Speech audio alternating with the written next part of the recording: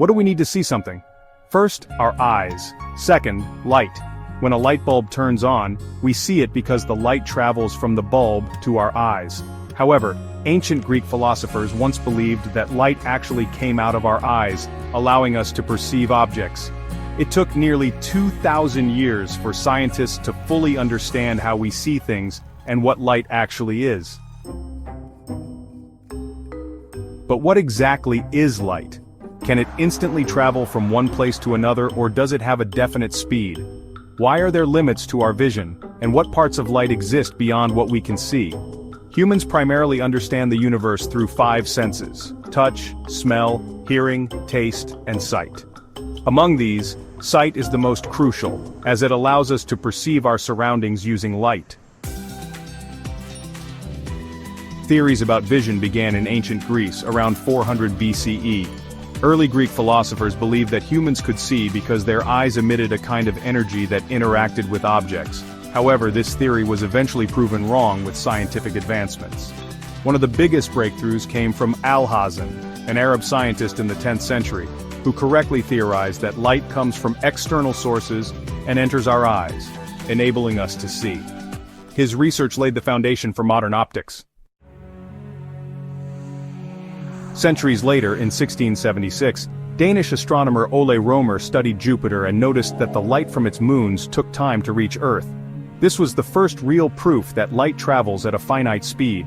His findings sparked greater interest among scientists in studying the nature of light.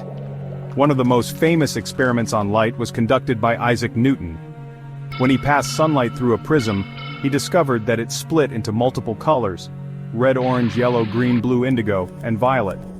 This experiment proved that white light is actually a mixture of different colors, and the color of objects depends on how they reflect or absorb light.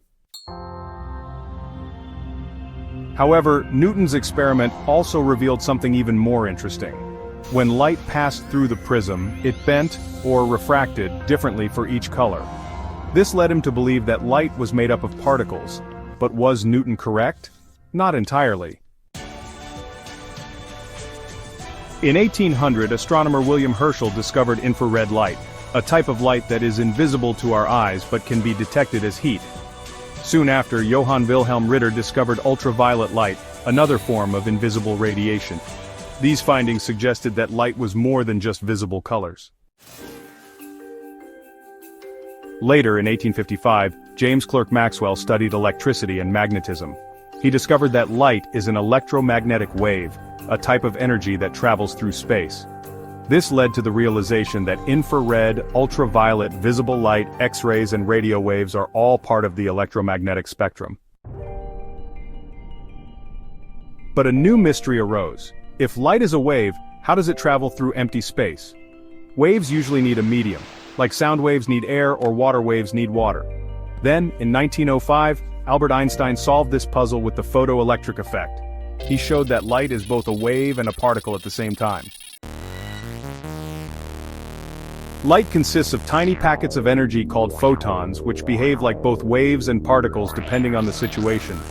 This discovery reshaped our entire understanding of physics.